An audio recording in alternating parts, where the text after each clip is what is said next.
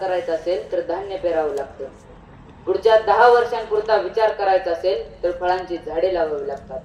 आणि पुढच्या अनेक शेकडो पिढ्यांसाठी विचार करायचा असेल तर विचार पेरावा लागतो. आणि खऱ्या अर्थाने विचार पेरण्याचं काम आपल्या माध्यमातून चालू आहे. ही एक मोठी आनंदाची आणि अभिमानाची गोष्ट आहे. ज्या परंपरेचे पायी होण्यासाठी तुम्ही आम्ही इथं आलोत ना, ती परंपरा राजमाता, राष्ट्रमाता, लोकमाता, पुण्यश्लोक अहिल्यादेवी होळकरांनी आम्हाला जोडून दिली. अहिल्यादेवी कोण आहेत? गेली 200 वर्षे उलटून गेली तरी जगाच्या इतिहासामध्ये अहिल्यादेवींचं नाव सन्मानाने, आदराने आणि सन्मानपूर्वक घेतलं जातं. असं काय पेरलं होतं? काय घ्यायचं इतिहासामधून? काय द्यायचं आम्ही आमच्या मुलांना? काय शिकवायचं आम्ही आमच्या मुलांना? बरं, काय शिकवलं अहिल्यादेवी होळकरांनी? काय शिकवलं मल्हारराव होळकरांनी? काय शिकवलं यशवंतराव होळकरांनी? काय वारसा दिलाय चंद्रगुप्त मौर्यांनी? आमचा इतिहास आमच्यापर्यंत आलात का? आमचा इतिहास आमच्यापर्यंत पोहोचला का? बरं, आमचा इतिहास आमच्या मातीमध्ये आमच्या लोकांनी आणला नाही.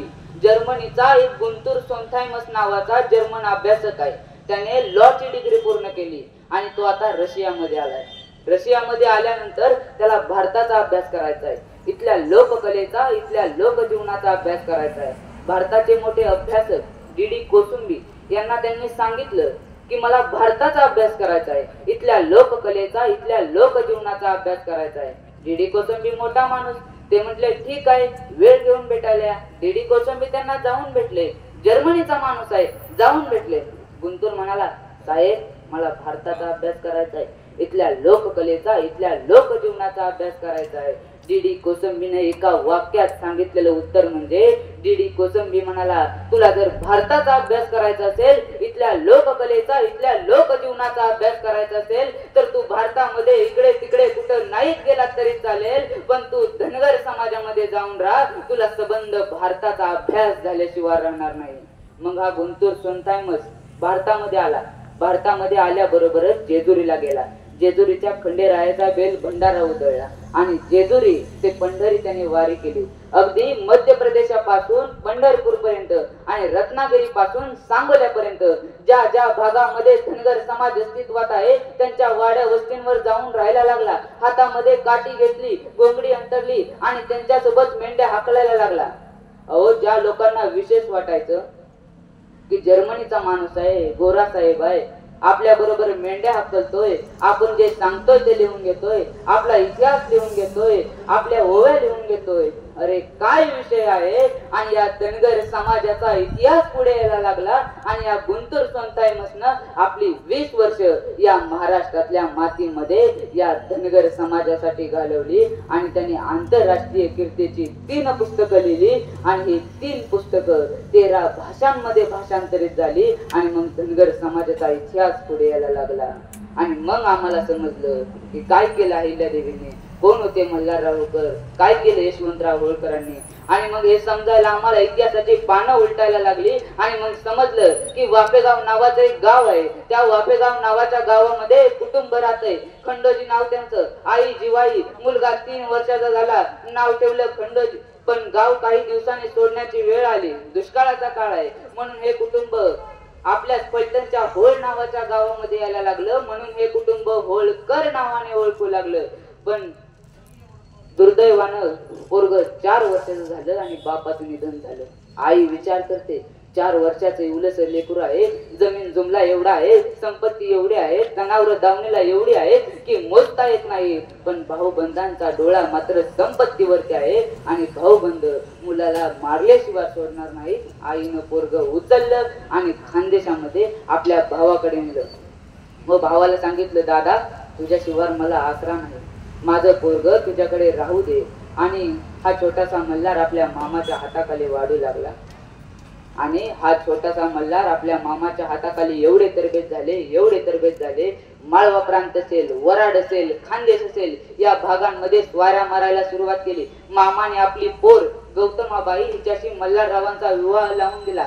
बघता बघता बाजीराव पेशव्यांच्या नजरेमध्ये मल्हाररावांचं शौर्य भरलं आणि 12 मलांवरून 72 मालांची जागरी मल्हाररावांना देण्यात आली. आणि सबंध माळव्यामध्ये, सबंध खानदेशामध्ये, सबंध वराडामध्ये एकच आवाज घुमायचा, मल्हाराया. तो शत्रू पाठीला पाय लावून पळायचा.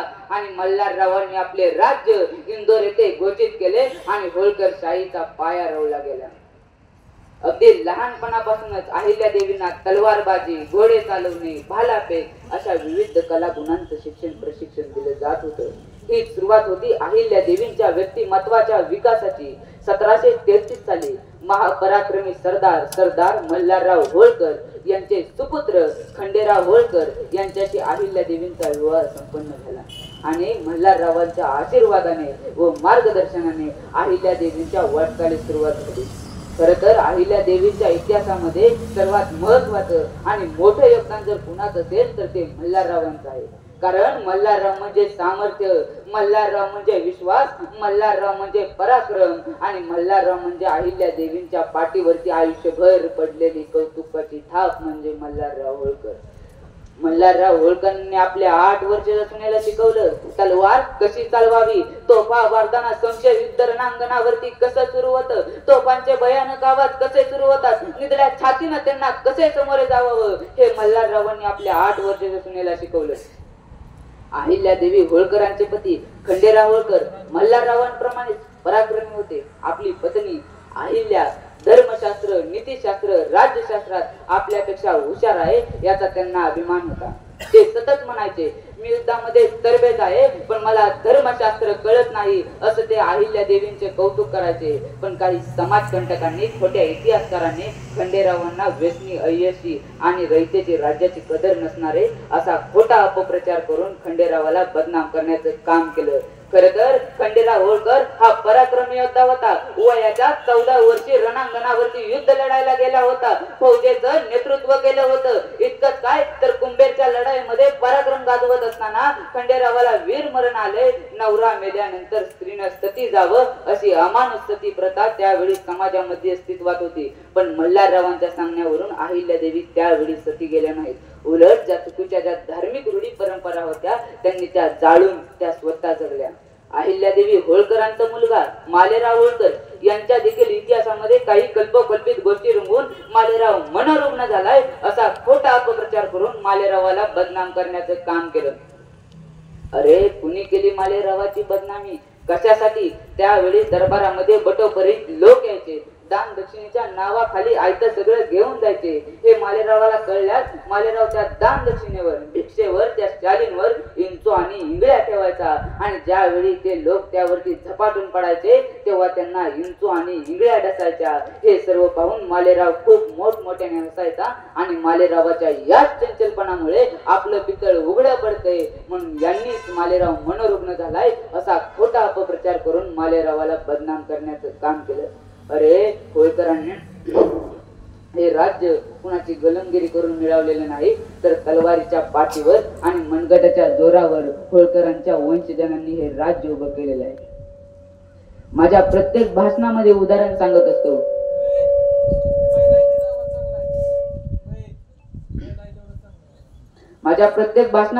सांगत असतो. गेल्या वर्षी पण इथंच सांगितलं होतं मी की हे उदाहरण जर तुम्ही लक्ष देऊन ऐकलं तर तुमच्या डोळ्याला सुरूच्या धारा लागतील.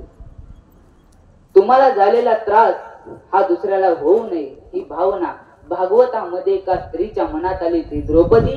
आणि मला झालेलं दुःख, हिला झालेलं दुःख हे सारखंच असलं पाहिजे म्हणून तिचं दुःख समजून घेऊन तो त्रास मला झाला तरी चालेल पण गायीला न्याय भेटला पाहिजे ही भूमिका जिने निभावली. तिचं नाव आहे अहिल्याबाई.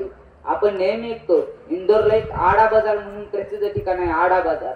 न्यायप्रिय अहिल्या देवीने तिथे सत्ता चालवली कारण राणी होती ती. त्या बाजारामध्ये एक भला मोठा घंटा आहे. जो कोणी तो घंटा वाजवेल त्याला न्याय देण्यासाठी स्वतः अहिल्या देवी सिंहासनावर यायच्या. एकदा असं घडलं इंदोरला की एका गायीचं वासरू रथाखाली चिरडलं गेलं आणि ते वासरू चिरडल्यानंतर 6-7 दिवसात ते वासरू माझ्या समोर मरते. हे गाय पाहते, हंबरडा फोडला त्या गायीनं, रडायला लागली. माझं पोरग मेलं हो, माझं बछड मेलं, हे शब्द तिला फुटत नव्हते. बाकी सगळ्या वेदना तिच्या चेहऱ्यावरती वाचत होत्या. मुक जनावर होतं, पोरग मेल्याचा त्रास, बछड मेल्याचं दुःख झालं होतं तिला. पण अन्याय झाला की सर्व न्यायप्रिय अहिल्या देवींकडे न्याय मागण्यासाठी जातात. मग मी का जाऊ नये? आडा बाजारातली एक गाय अहिल्या देवींकडे न्याय मागण्यासाठी जाते आणि तो जो घंटा लावलेला होता तो घंटा घना घना घना तो घंटा वाजवते. घंट्याचा आवाज ऐकतात स्वतः अहिल्या देवी सिंहासनावर येतात. घडलेला वृत्तांत पाहतात. त्या गायीचं वासरू मेलं होतं, त्या गायीचं वासरू रथाखाली चिरडलं होतं, म्हणून ही न्याय मागते. शिक्षा सुनावली. ज्या कुणी नराधमाने हे वृत्त केले असेल त्याला मी दंडित करते, शिक्षा सुनावते. त्याला देखील रस्त्यावरती आडवा झोपवा, भरधाव वेगाने रथाना आणि त्याला देखील चिरडून टाका. दिली बाबा शिक्षा. प्रधान धावत आला, राणीसाहेब राणीसाहेब काय झालं? तुम्ही ज्याला शिक्षा दिली आहे तो दुसरा तिसरा कोणी नाही, तुमचा मुलगा आहे. अहिल्या देवी होळकरांच्या पोराने गायीचं वासरू रथाखाली चिरडलं होतं. शिक्षा तर सुनावली होती, शिक्षा ती शिक्षा सगळ्यांकरिता सारखी. माझं का पोरगा असताना झोपवा त्याला आडवं. एका या भारतातल्या स्त्रीने राज्य चालवत असताना, राणी हे पद सांभाळत असताना, एका मुक्या जनावराला गायीला न्याय देण्यासाठी स्वतःचं पोरग रस्त्यावरती आडवं झोपवलं. दुसऱ्याचं दुःख घेण्याचा नैतिक अधिकार तुम्हा मलाही समजून घेण्याची भावना तुमच्या मनामध्ये असू द्या. काळाच्या ओघामध्ये प्रवास करू नका, वाहत जाऊ नका. समोरच्याचं सुख दुःख जाणून जीवन जगा. दुसऱ्याचं पोरग नोकरीला लागलं, आनंद माना, पेढे वाटा, कळू द्या लोकांना तुमचं मन साफ आहे, स्वच्छ आहे, निर्मळ आहात तुम्ही. त्याला दुःख झालं म्हणून तुम्ही आनंद व्यक्त करू नका. क्षणभराचा आनंद कधी दुःखामध्ये प्रवर्तित होईल हे सांगता येत नाही या युगामध्ये. झोपवलं पोरग आडवं रस्त्यावर. भरधाव वेगाने रथ आलाय तिकडून. अहिल्या देवींच्या पोरांनी डोळे बंद केले. समजलंय आता मला मरावं लागणार. भरधाव येणारा रथ ज्यावेळी अहिल्या देवींच्या पोराच्या अंगावरून घालायचा तेव्हा कुणाची ताकद होईना. मोठमोठे सारथी बसवले त्या रथामध्ये, कुणाचीच ताकद होईना. शेवटी अहिल्या देवी सिंहासनावरून खाली उतरल्या, रथामध्ये चढल्या, लगाम हाती घेतला. भरधाव येणारा रथ स्वतःच पोरग चिरडून टाकण्याकरिता येत होता. सर्व प्रजेने डोळे बंद केले. आडा बाजार शून्य झाला. कुणी हे चित्र पाहायला तयार नाही. हे चित्र नव्हे तर एक विचित्र घटना आहे. एक आई आपलं पोरग चिरडून टाकण्याकरिता येत होता. माता माऊल्यांनी तर रडायला सुरुवात केली, पण उघडे डोळे फक्त गायीचे होते. भरधाव येणारा रथ ज्यावेळी अहिल्या देवींच्या पोराच्या अंगावरून घालायचा तेव्हा गाय त्या रथाला आडवी होती. फक्त बोलता येत नव्हतं त्या गायला, नाहीतर ती सगळं बोलत होती. ती म्हणायची, अहिल्या देवी माझं तरी मेलं, तुमचं तरी मारू नका. पोरग मेल्याचा त्रास काय असतो ते मला चांगलंच ठाऊक आहे. नका मारू, जाऊ द्या त्याला. एका आईने एका आईची भावना समजून घेतली. गायीलाही समजत होतं की आपल्याला झालेला त्रास दुसऱ्याला होऊ नये. आता राम मंदिर बांधताना किती आंदोलन झाले, पण त्या काळी अहिल्या देवींनी 5,000पेक्षा जास्त मंदिरं बांधली.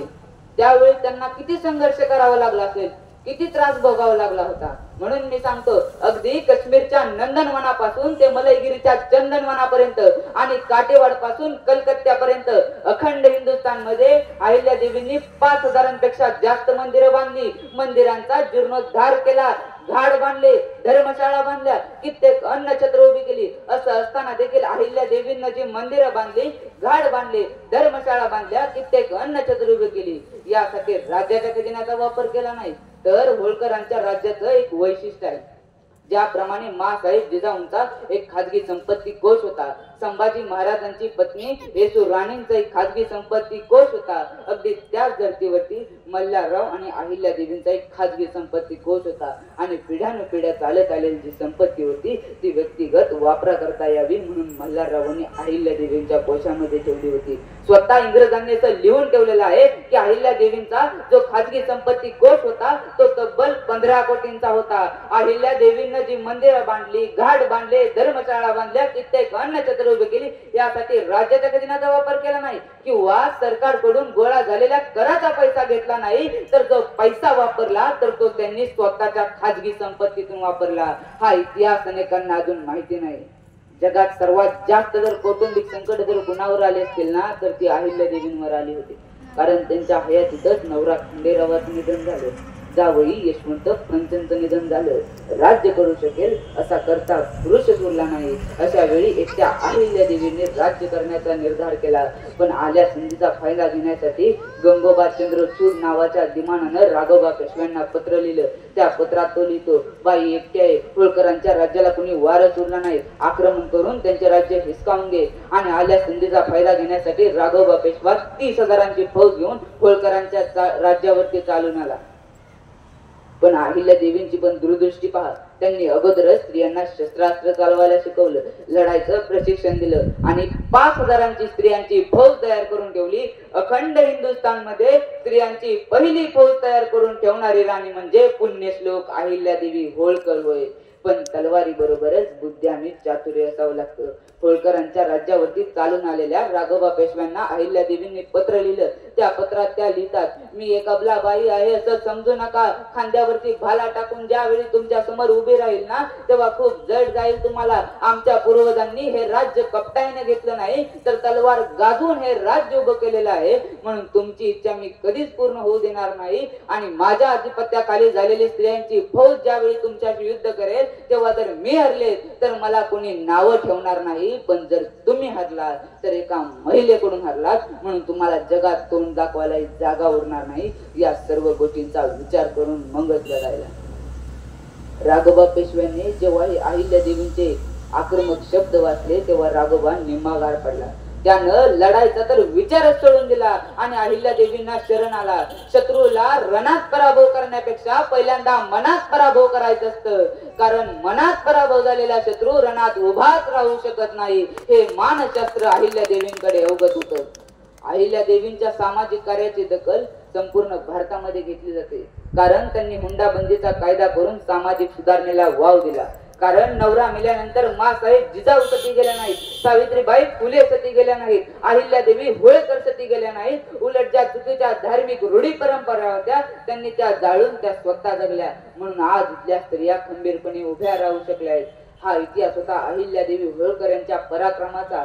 हा इतिहास होता अहिल्यादेवी होळकर यांच्या सामाजिक कार्याचा. हा इतिहास होता अहिल्यादेवी होळकर यांच्या राष्ट्रभक्तीचा, राष्ट्रप्रेमाचा. धन्यवाद. जय हिंद, जय भारत, जय मल्हार.